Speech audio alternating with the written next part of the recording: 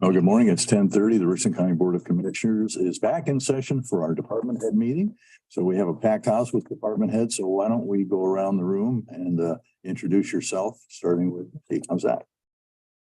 I am Missy Houghton. I'm the dog warden. You want us to give our briefing now, or? No, just your name and just for the record, your name and department. Kelly Christensen, Human Resources. David Morgenstern. Janet Brock, Richland County Child Support. Kara Russell, Richland County Building Department. Lori Betson, Richland County Job and Family Services. Michelle Swank, Day Spring, the Richland County Home. Rebecca Owens, DMA Director.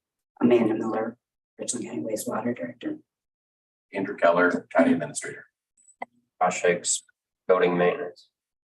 Okay, so let's start off hearing about the great activities that you're currently embroiled in each of your respective departments, starting with, again, Missy. Different seats. So I got a chance to tally up our numbers from last year. Last year, we brought in 1,017 dogs. We redeemed 432 dogs. I adopted out 448 dogs and sent 28 to rescue. And then we did have a chunk that carried over into this year. Currently, we have 100 dogs at our facility as of today when I left. Number two, the other big thing that we have going on is our north wing that we had, which was originally built to house cats.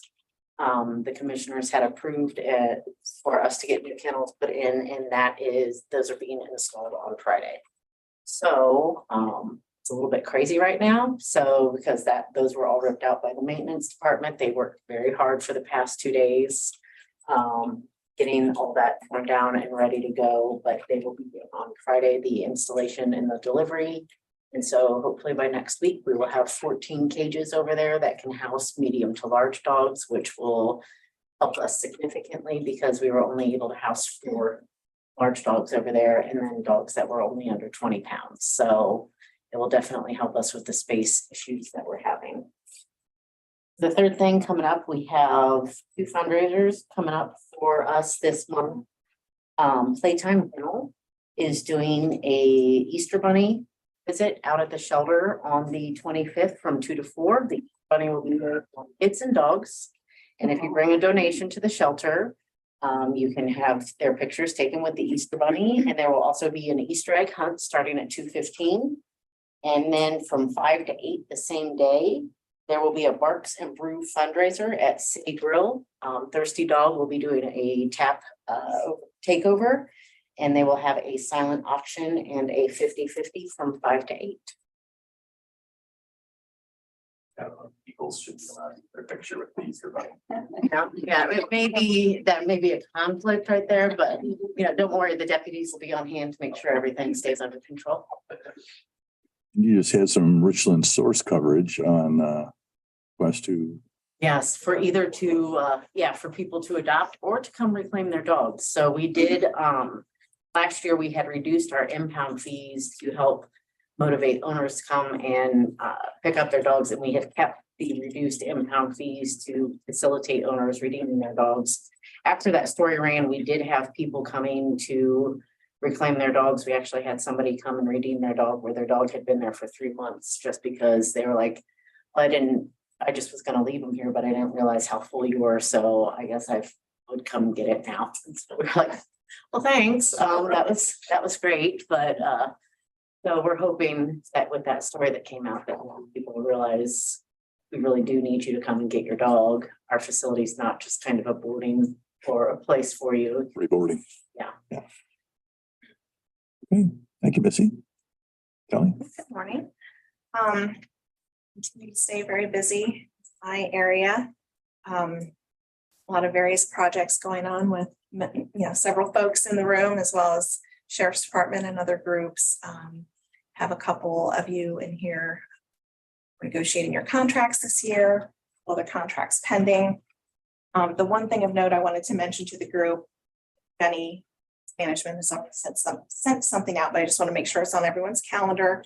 And that's for our annual course of training in October. I know it's a long way off, but I like to make sure everyone has it reserved on the calendar. So it's October 4th, 9:30 at Longview. And that again is the annual training that Corsa has us do when we participate in the loss control incentive program. And we have to have a certain level of participation for that training, as well as other criteria which change from year to year based on their claims and experience. And if we meet the requirements of the program, we receive a discount on our premium. And of course, our premium is substantial, so every penny counts. So we appreciate everybody coming to that. That's it for me today. Okay, thank you, Kelly. Hey, Janet, what's going on? Child support. We're back in court in person and we've already met with the new judge, having real good court sessions and stuff is going on. So we're wrapping up that. We'll be getting it on the sheriff's contract's already through. The court contract, they're still working on it a little bit. I think you guys should have it by the middle of next week. Get that process. So that'll be good. Just in the first 4 months, we've already collected 3.8 million or just a little over in our child support in our first 4 months of our federal fiscal year, because it starts in October. And we have some people retiring, one in April, one at the end of the year. So that will bring us new hires that we're in the process of working on that too. So that's really good. So the 3.8 million, is that up or is that down or is that? We are up just a hair by about 2% from where we were at this time last year. So that's good. That's good. And I think being back in court with the help. So. Kara, Department, we kind of have a mixed bag. Effective April 10th, we will no longer handle Wyandotte County. We're actually already getting feedback from business owners and contractors in Wyandotte that they're not happy with that choice. So we'll see how that long-term plans out. They're like, when's the deadline? We want to get anything in to you guys and not through the other company. So we'll see how that goes. But we did pick up, not that it's a large influx in cash or anything like that, but we are going to do the residential for Crestline.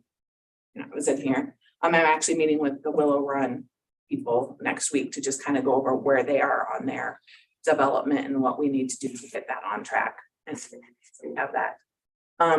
We're working more on economic outreach. I participated in the housing study and you know, so I worked on that, helped with that, did some of those meetings.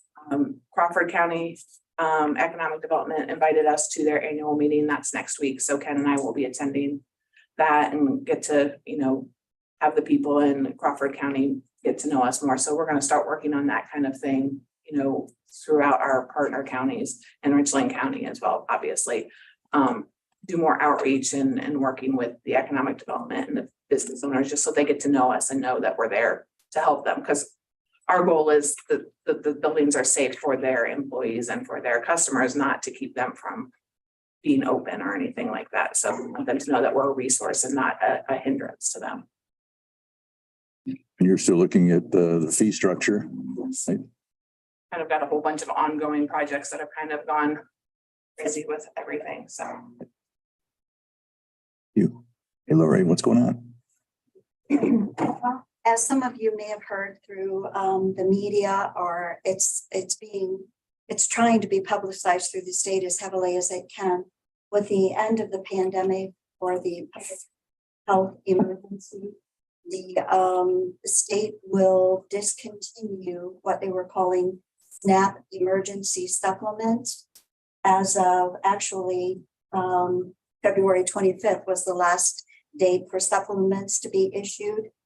And these supplements were just a way to assist families with additional food assistance during the pandemic crisis. So those are ending. We anticipate that will create quite a bit of frustration for families, a lot of questions. At any given month, we typically take in about 7,500 to 8,000 calls into our agency, and we anticipate that will rise as a result of this. The state is helping by sending out text messages, doing robocalls, sending notices.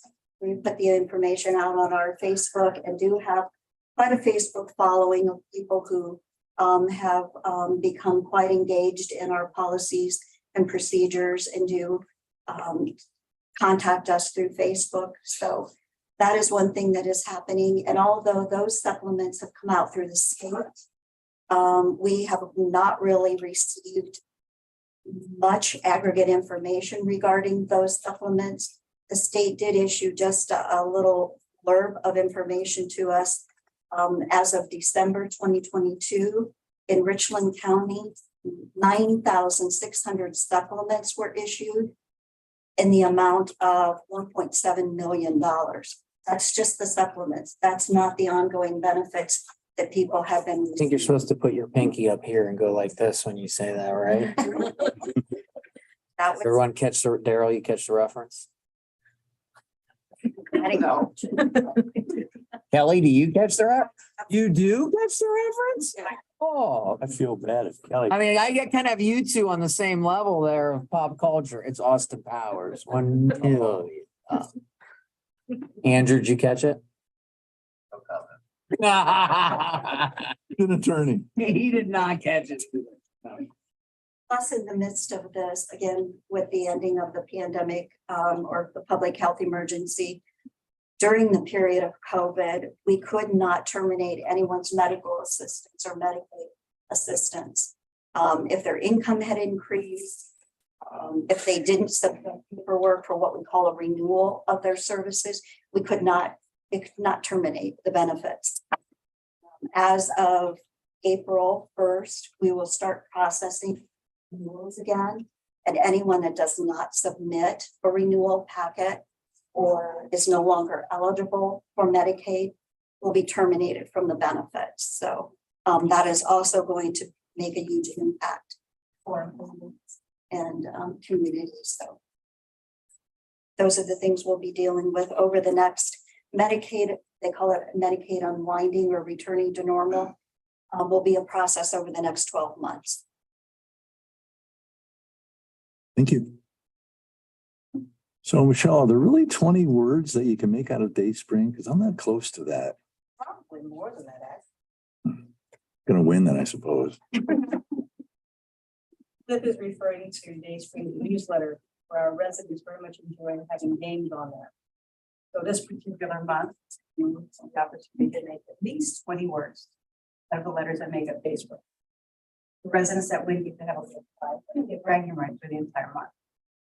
So let you just keep working on it. I will, but I don't, I've kind of stalled. Come across some that I'm not sure are really words, so I don't add them. Well, you can have made up words as long as you have a. Like a made up words? the definition of what it is. Well, I have ding. Is ding a word? Ding. Ding? Yeah. It's definitely. I think it's an onomatopoeia as well, I right? see what he's, Is that right? he's got a lot of 4-letter words in it. Dayspring, the residents have 2 events they are focused on the next coming months. One is our 30th annual Easter egg hunt. We had to postpone, cancel, whatever you'd like to call it, the last years. And we are all eager to give back, to have our community come out to see us, participate, to see the children. Everything is free. It is the largest Easter egg hunt in our county. It began 30 years ago as a way of having our residents' children, grandchildren, employees' children come out. And it has now grown into something that where we can get 500 children out there. It is something to behold, honestly, if you've never been to one. So I suggest that you come out. We'll be coming out, and a certain 4-year-old will also be coming out. So please plan accordingly to safeguard the building. Any other eggs? We are excited to have the Litters Bureau come out. Yeah, say that now. She'll soon be taller than him. That's true, by the way. The tiny Tony. Yeah. So our, we have our own Easter bunny, our chicken and our lamb this year to celebrate 30 years. Every single child will receive a goodie bag. They happen to pick up that special egg, they will give you the clear bag. We are going to have raffles, couple of food trucks. We have carnival games. Our very much love ball drops, where we drop bouncy balls off the second floor of our building. Children love it. We do have it divided out into age groups, so the larger children do not knock over the smaller children. But it is a lot of fun, and please get there. And actually begins right at 1 o'clock, so please get there at least by 12:30. Parking can be a challenge. We get a lot of people, and we can get a lot of people if the weather is good. We usually even get a few hundred people, even if it's raining. We do not postpone it. It happens that day, come snow, come rain, come anything. So the residents are very excited. What time do you drop the ball? Well, apparently that's up to me. So depending on how many I'll, balls. I'll try to get there so I can hold Tony back from knocking all the kids. I want the special one. What's the rule on throwing elbows? I mean, do it? Well, I will definitely come talk to you if you're throwing an elbow at a child. But we actually will do them, a few of them, and because we spread them out over the age groups, we will do them continuously. What age group's Daryl in? The oldest. The 6 and over bracket. You don't have a senior bracket for the Easter egg hunt, right? No, you're more than happy to help and watch the children. But you can't actually, although the parents are usually the one that cause the most Oh, I'm sure of that. consternation. Yeah. As the one Easter egg hunt was started with a parent shoving the child to begin the race. So we don't want that. We are going to have a sister department, and I'm not going to name names, has offered for security up on the hill. But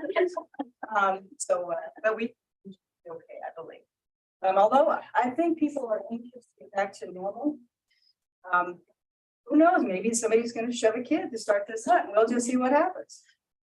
The other thing that the residents are very aware of is Day Springs tax levy, which is on the ballot on May 2nd. Each resident is aware that if this levy doesn't pass, Day Spring will close. They have already begun talking to their family. In church, they talk to their fellow people in the congregation. It is well known that there is a lot of support in our community for our levy, for Day Spring itself. It's very important that we all remember that, don't take it for granted that we will pass. You must vote for us. If you believe in us and what we do, please get out there and vote yes. It is true our levy is small compared to others. It is only a 0.8. The most that you would pay on a $100,000 home is $28 A year. a year. And usually with the way that it works, it's actually a bit less than that. But with that $28, if you never come to Day Spring and see what we do, please come. Please see where that amount of money goes and how we have extended it and make it stretch as far as we can. If you are interested in a yard sign, please give Day Spring a call. We can get you in touch with who you need to talk to. Please check our Facebook page for updates. We are going to use our social media. Our residents want to be able to voice how they feel about Day Spring. The only way that we can do that is through our Facebook page. Once we figure out how to get the audio and the video to work at the same time. But that's pretty much it. If you could just remember us come May 2nd, we would very much appreciate it.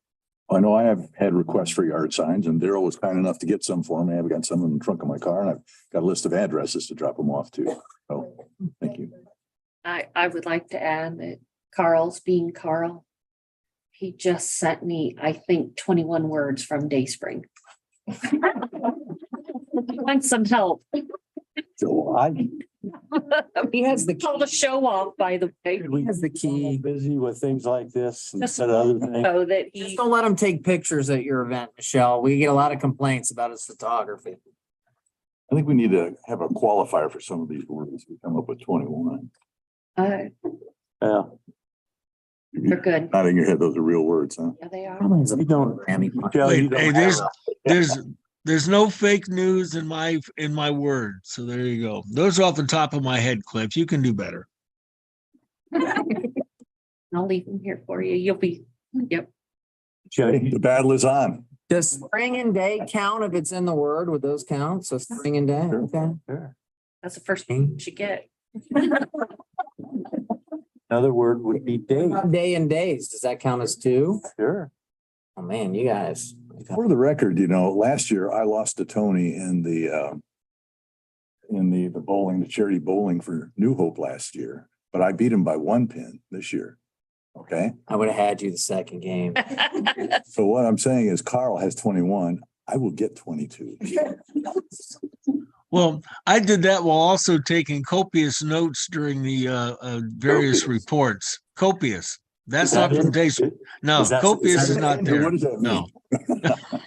You sure it's not a myriad of notes? no, that was yesterday with OC Hill. Okay. Probably had a plethora of notes as well. Anyway, A copia? One thing, Michelle, I just ask you, you don't have, I know you have a small carryover and we're prepared for some things, but you don't have a whole lot of money stacked up in your accounts to take care of long term. So we have to get this passed, correct? Yes, I mean, it's not one of those things where they're still gonna exist next year if we don't pass. To run Dayspring, you need a set amount of money.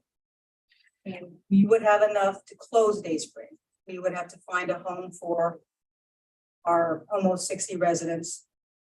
Our staff would be laid off starting immediately. And people would start to have to go, and we don't know where they would go.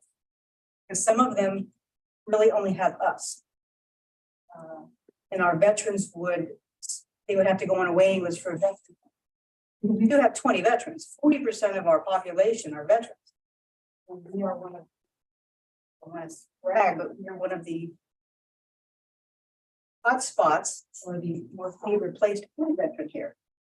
So it would cause an extreme hardship on our residents. Not only that, but if you've lived at Dayspring 10, 15 years and all of a sudden you are told that you could lose your home, they're worried, and they're worried for 2 months. And yes, I can say, well, we're going to do everything we can, but the chance is still out there that could not pass. So it's important that I stress it to them. Don't take it for granted. Tell every single person you know, please vote. and with that, the county auditors recently put on a new tab on the website too, so you can see exactly what it'll cost you if you pull up your property. Click on the far right tab and you'll see what the Dayspring levy will cost you. And I think most people will be surprised at how little it will cost the homeowner. Thank you. Rebecca, what's going on? Good morning. I'm 90 days in, which is hard to believe, so I'm excited to get up to fight. A bit lengthy, so I will apologize up front. Fortunately, we've had no significant weather issues since the Christmas storm. February, as you know, was very mild with some really amazing temperatures. Be prepared that March is not going to look that way. And even for the next several days, the National Weather Service issued a weather outlook, bringing 1 to 2 inches to minor flooding and winds over 40 miles an hour. Again, like wind is an ongoing event. Couple of projects. We've got the tornado sirens that we are evaluating. That's still an ongoing project. Repair existing units or determine based on new technology if the tornado sirens are actually needed. Are they in the best location? Just what we need to do that. So we've got a work group that's going to look at that. Tabletop exercise. We're required to do a tabletop exercise as part of our local emergency planning committee. Our exercise is scheduled for June 7th. It will involve the hazmat team. Some of you will be invited to participate in that. It will be out at the Longview Center. And if you've not been part of a tabletop exercise, it literally is that, sitting around. We will give you a scenario to work through and just talk about, how would you handle this? Should it occur? Next year, we will do what's called a functional exercise. It will be the same scenario, but the players that would respond will be there in their capacity, responding as they would. And then the following year would be full scale, where we will actually enact the actual scenario and everybody will respond depending on what the situation is. It could be a rainy day, it could be a windy day, it could be, it just depends on the other items that are out of our control And that we actually do that through skill. We've also, based on after action meetings and reviews of the June storm last year and December storms, there were some things in our emergency operations center that needed some updates, both in technology. We had an issue where the generator or one of our primary pieces of equipment was not hooked up to the generator in the building, so we've got that resolved. So kudos, thank you, Josh, to you and your team, and also to Matt and the IT team. They've been working very hard over the last couple of months to get those issues resolved. PR, obviously, we've got, and I think all the media outlets contact me recently in regards to how we would respond to a derailment because of the situation in East Palestine. So we've had that conversation. We've started an EMA newsletter.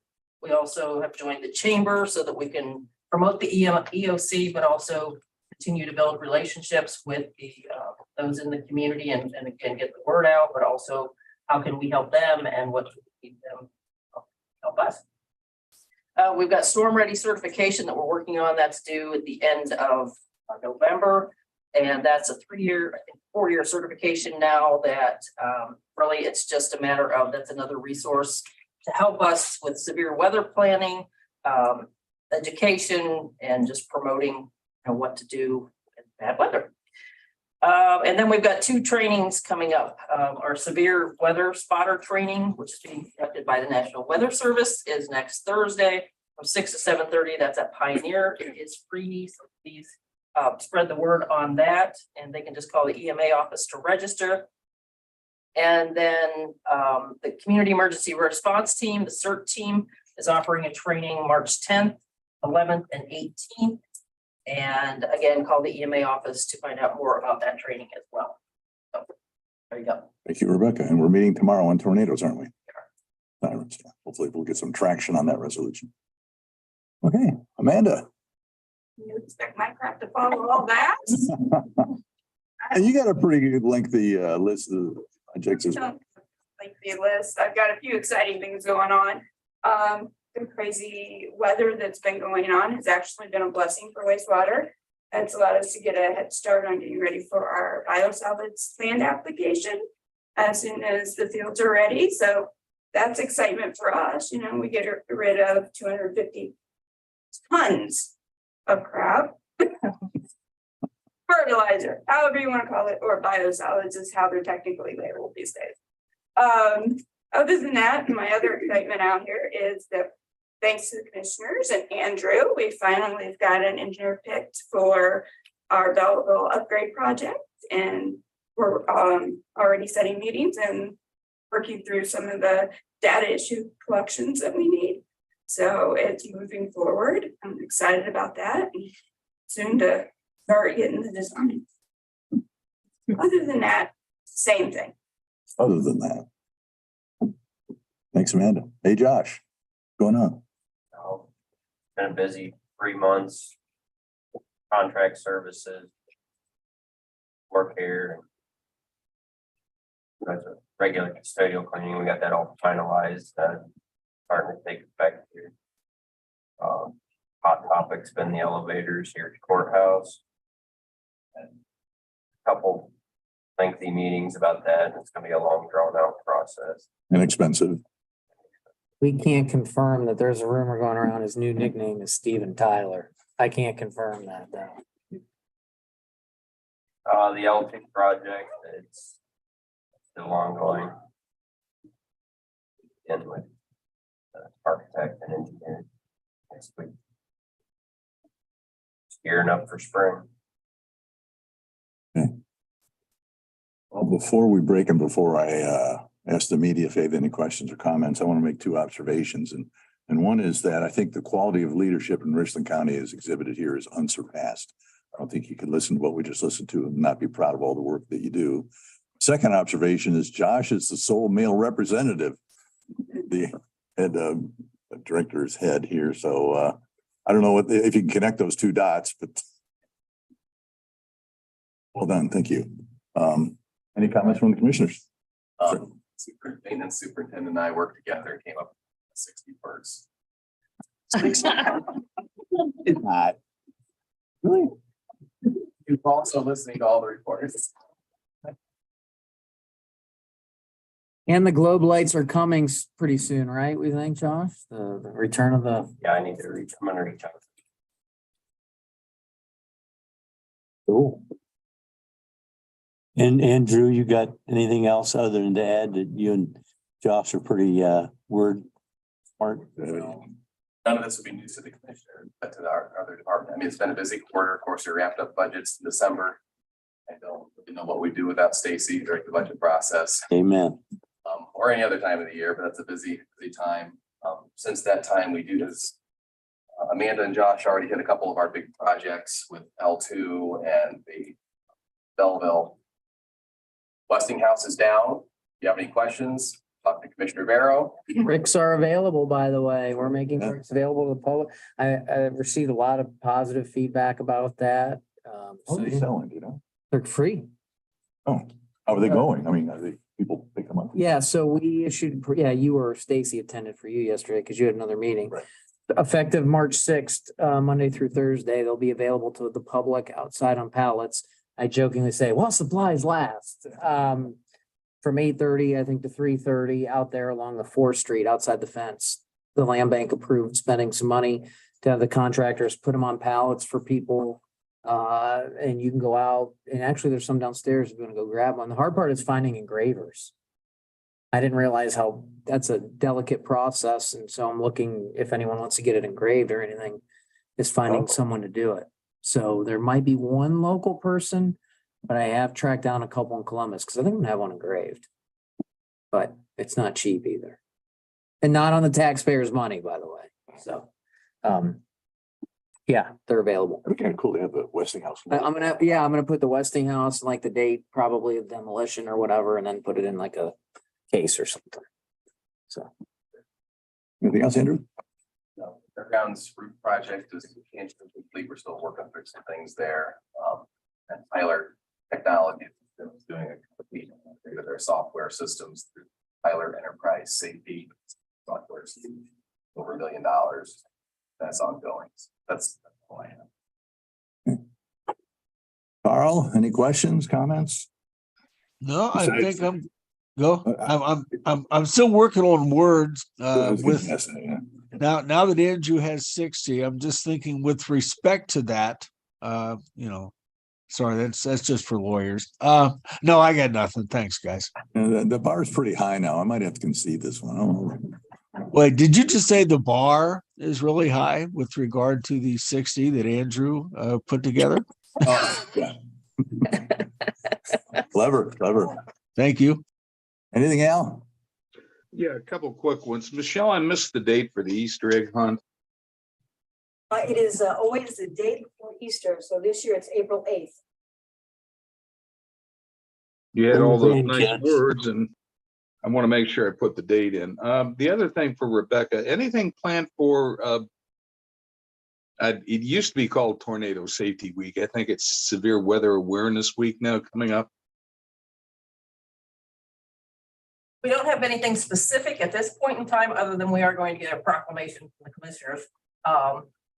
But we haven't looked that far out yet. It's only 2 months away, so I better get on that, but I don't have anything planned specifically at this moment. You don't want to update on the eclipse? Oh, yes, actually, sorry, but that's a year out, but April 8th, 2024 is the solar eclipse. That is, I missed that on my list, but be prepared. Already Ashland County, Lorain County, there are schools that are closing that day Already? already. Even if it rains, even if it's cloudy? And What if it's cloudy? closing. A lot of them are using it as a teacher in service day. But they are closed. I have received information on that. So more information will be coming in regards to the eclipse. And we have a planning committee meeting at the end of the month to start our planning here locally. Anything That's all else, I Al? had. Thank you. Okay. Thank you all for coming. Appreciate all your comments and all your hard work. And with hearing no other business, the Aroostook County Board of Commissioners stands adjourned at 11:04 a.m.